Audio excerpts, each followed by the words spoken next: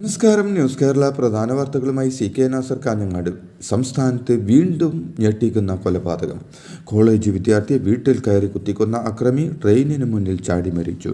കൊല്ലം ഉളയക്കോവിൽ സ്വദേശിയും ഫാത്തിമ മാതാ കോളേജിലെ BCA വിദ്യാർത്ഥിയുമായ Febin George ഗോമസിനെ ആണ് കുത്തിക്കൊന്നത്.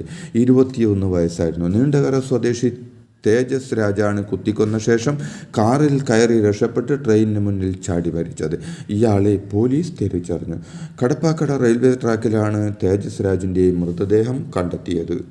കൊല്ലത്ത് ഡിഗ്രി വിദ്യാർത്ഥിയായ ഫെബിൻ ജോർജ് ഗോമസിനെ കൊലപ്പെടുത്തുന്ന ദൃശ്യങ്ങൾ പുറത്ത്. നെഞ്ഞിനാണ് ഫെബിന് കുത്തേറ്റത്.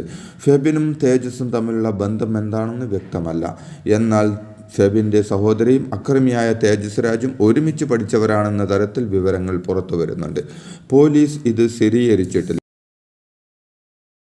അതേസമയം ഫെബിനെ കൊലപ്പെടുത്തിയ തേജസ് രാജിൻ്റെ അച്ഛൻ പോലീസുകാരന്. ചവറ പുത്തൻതുറ സ്വദേശിയായ രാജുവാണ് തേജസ് രാജിൻ്റെ അച്ഛൻ. DCR ബ്രിഗേഡ് SI ആണ് രാജു.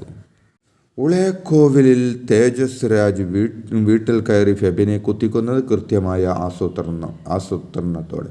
ഇന്നലെ വൈകിട്ട് 6:45 വെളുത്ത കാറിൽ ഫെബിൻ വീട്ടിൽ തേജസ് എത്തിയത്. മുഖം മറച്ച ശേഷം വീട്ടുമുറ്റത്തേക്ക് കയറിയ തേജസ് കയ്യിൽ കരുതിയിരുന്ന കത്തി ഉപയോഗിച്ച് ഫെബിൻ്റെ നെഞ്ചിൽ കുത്തുകയായിരുന്നു.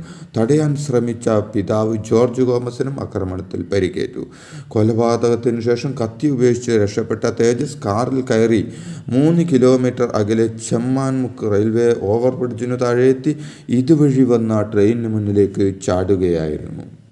ഛിദ്രശക്തികളെ തലപൊക്കാൻ അനുവദിക്കാത്ത ഒരു ഭരണ സംവിധാനം കേരളത്തിലുണ്ടെന്നും വർഗീയ ശക്തികൾക്ക് തരാതരം പോലെ വഴങ്ങിക്കൊടുക്കുന്നതും അവരുടെ ആനുകൂല്യത്തിൽ ഭരണം നിലനിർത്തുന്നതുമായ സംവിധാനമല്ല കേരളത്തിലെന്നും മുഖ്യമന്ത്രി പിണറായി പറഞ്ഞു. അതിന് ആത്മധൈര്യം വേണമെന്നും അവരിൽ നിന്ന് ഓശാരം പറ്റാതിരിക്കണമെന്നും മുഖ്യമന്ത്രി വ്യക്തമാക്കി.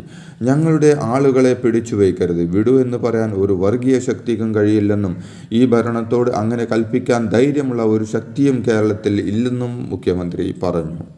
സംസ്ഥാന സർക്കാർ നൽകുന്ന പരമോന്നത ബഹുമതിയായ കേരള പുരസ്കാരങ്ങൾ വിതരണം ചെയ്തു.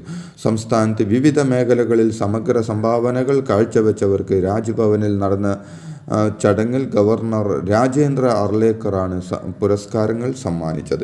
മുഖ്യമന്ത്രി പിണറായി വിജയൻ അധ്യക്ഷനായിരുന്നു. മത്സ്യത്തൊഴിലാളി സമൂഹത്തെയും പരിസ്ഥിതിയെയും ദോഷകരമായി ബാധിക്കുന്നതിനാൽ കേരളത്തിൽ കടൽ ഖനനം അനുവദിക്കാനാവില്ലെന്ന നിലപാട് ലോക്സഭയിൽ ആവർത്തിച്ച് KC വേണുഗോപാൽ MP. കടൽ മണൽ ഖനനം നിർത്തിവെക്കേണ്ടതിൻ്റെ പാരിസ്ഥിതിക ആവശ്യകത